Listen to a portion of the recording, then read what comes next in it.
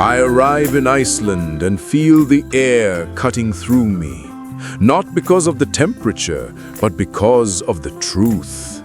Here you can't fake warmth. The wind strips everything away, the pose, the disguise, the rush. Perhaps that's why Iceland is the coldest country, but also the most human.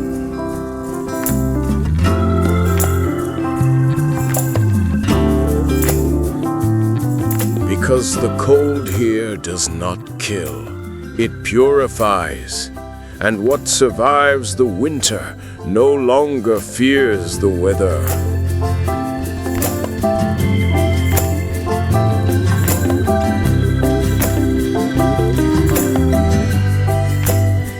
The women of this country neither conquer nor allow themselves to be conquered. They simply accompany. Like a fire that never goes out, even when no one is watching. There is a kind of warmth that cannot be photographed, nor described without sounding exaggerated. It is in the way they look without looking, in the way silence becomes companionship.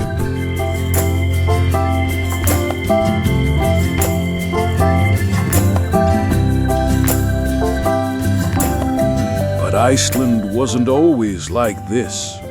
Before tourism, before designer cafes and cheap flights, it was a land of women alone, because the men went out fishing and sometimes they didn't come back.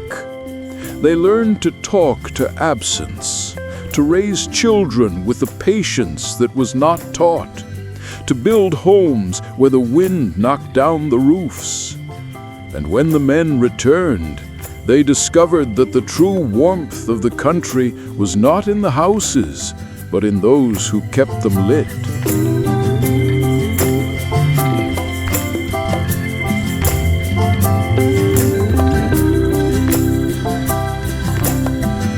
Here, love was never a promise, but a refuge. And respect was not born of desire, but of shared silence. In a country where the earth trembles and the sky never darkens, bonds are formed like ice, strong because they have no other choice.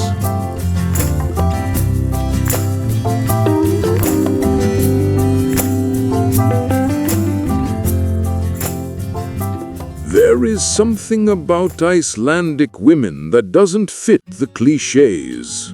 They are kind, but not sweet. Independent, but without the noise of someone who needs to prove it. They don't run away from the cold, they master it. And when they laugh, they do so as if the world were melting a little. Perhaps that's why many foreigners confuse serenity with coldness. But it's not. It's a calmness that comes from knowing who you are and who you don't need to be.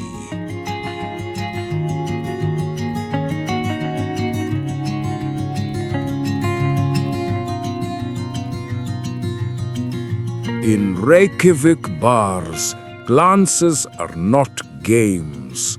They are invitations to talk or to be silent together. Here, no one pretends to be romantic. The naked truth is preferred, even if it hurts a little.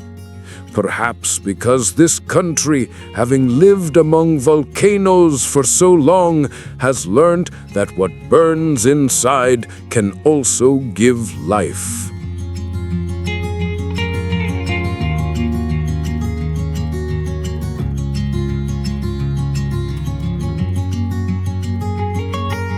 Many come looking for Nordic love and leave confused. They expected coldness, they received distance. They expected passion, they found peace. And in that peace, they discover what they were looking for without knowing it. Because true warmth does not shout.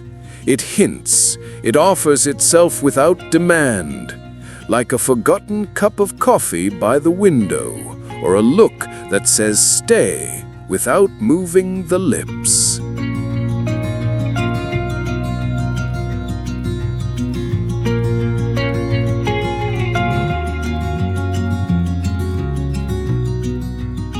Sometimes, in the fjords, you can see how the light casts shadows that seem to move with a mind of their own.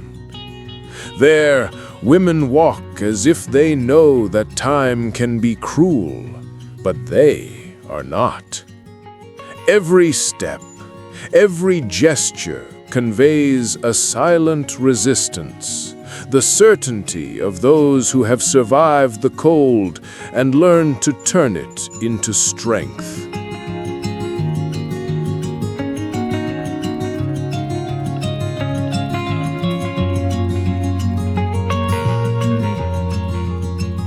In villages where the snow never completely melts, they construct invisible rituals. These are not ceremonies that a tourist can photograph. They are small actions, such as placing warm bread on the table or letting the gaze linger a moment longer than necessary. Everything has a subtle purpose: to sustain life without making a sound, to teach without speaking, to warm without being seen.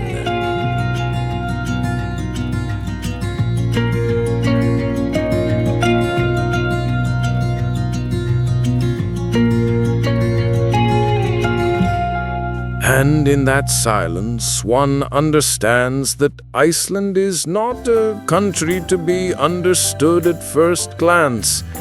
It is inhabited like a secret that is gradually revealed. The women here are its guardians. They do not need to ask for permission or praise, because they know that true value lies in what remains when everyone else has left.